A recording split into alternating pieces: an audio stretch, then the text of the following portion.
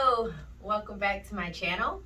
Today we are going to be working on business stuff. So, the channel's all about beauty, brains, and business. So today I have a business video for you. If you're joining us for the first time, I am a channel about how you can have it all. How can you have the business? How can you have the beauty? And how can we have some brains around what we're doing next? And so try and mix it up a little bit. So if it's your first time joining us, definitely like, subscribe, comment. Y'all know I don't know none of that stuff, okay? I'm just trying to bring you what's real. So today, I'm an event planner, just in case I haven't mentioned that in previous videos. I am an event planner, and so today I'm going to be bringing you how we are going to create silk arrangements. And so our silk arrangements are something that we rent out quite often. We use them when we are a little short on centerpieces, or guests or clients have a smaller budget. They're a great alternative. We don't use cheap hydrangeas or roses or silks. For the most part, most of our silks we get from overseas. We order them in bulk from Alibaba. Sometimes we get them from Amazon because shipping is a little insane right now. And sometimes we even find them on Marketplace from DIY brides who did their own centerpieces and now they're selling them after the wedding. So we kind of just keep our eyes peeled for all kinds of silks. So we keep a stock of white, red, pink, and purple because those are our most common colors that we have. So I'm just going to go over how we make our silk arrangements. This is also the process pretty closely to how we make our fresh floral arrangements as well. And so I thought that there were some videos that give you some insight, but I don't know that it quite gives you the whole picture. So I'm hoping that we can give you start to finish how we make these hydrangea balls. Very, very simple.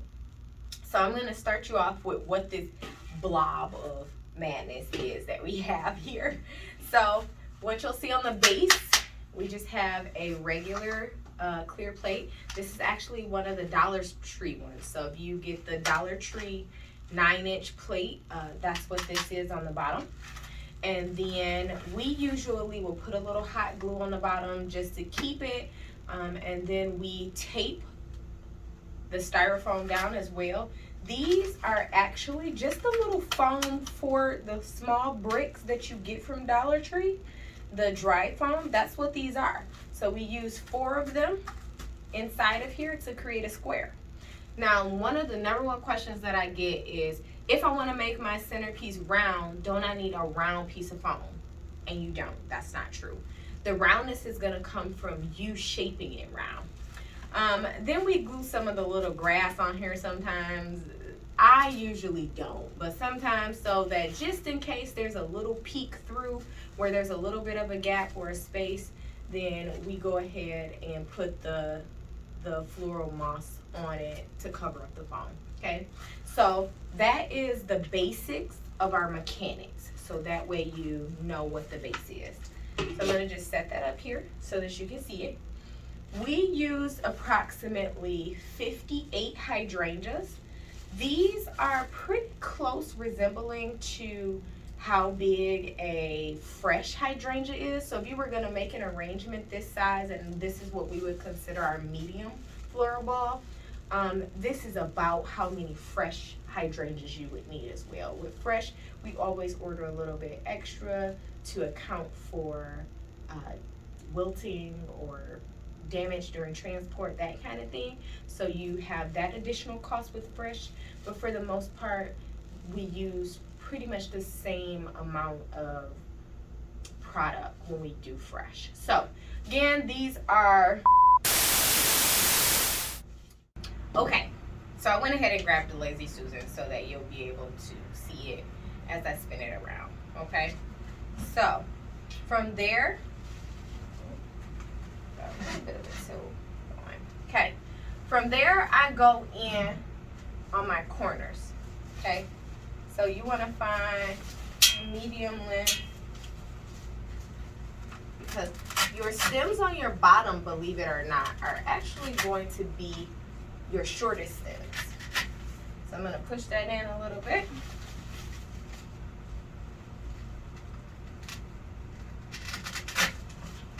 And the reason why I like this foam is because it's hard, and so it allows the flowers to stay in easier so that they're not falling out during transport. Okay.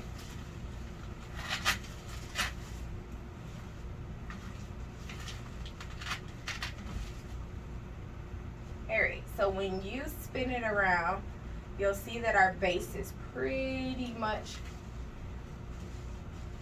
falling in line.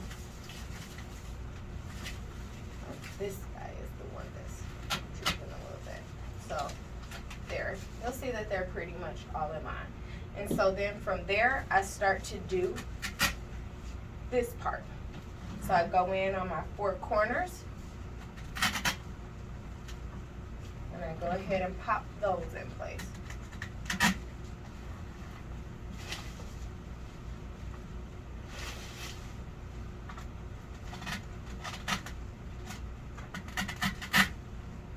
Okay, so now you got something like this. Okay, so then we're gonna go in on the middles. Okay.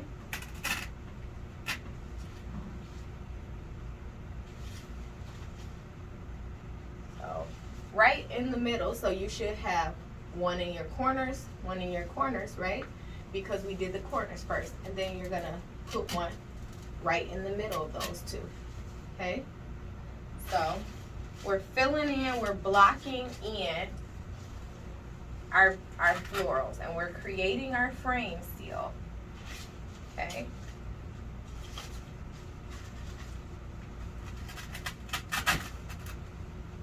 Okay. So now we have what is looking very much like a circle. Okay. And now we're just gonna go in and fill in the gaps from there. So you're gonna fill in the blanks. You're gonna put in wherever you see a blank space at. And I try and keep spinning the whole time so that you can feel in order, okay? So you want to feel in order. You don't want to put too much on one side and then realize that you have a lot on the other side missing. So I tend to feel in and spin, fill in, spin, fill in, spin, and just keep that same energy going.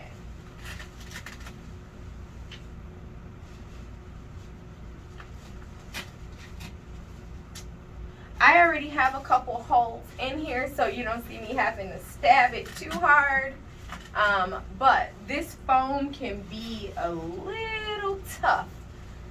So you may have to stab it really hard when you first start building to get your flower in there. And that's okay. That's perfectly normal. So I know that it seems like I might be sticking a little easier than what you may have to do. And that's because I already have holes in this. Okay, so you see how we're coming along and how rounded out it is.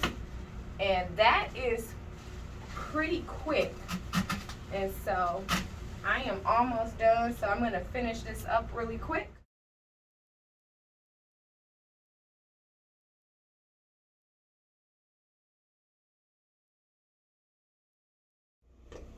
Okay.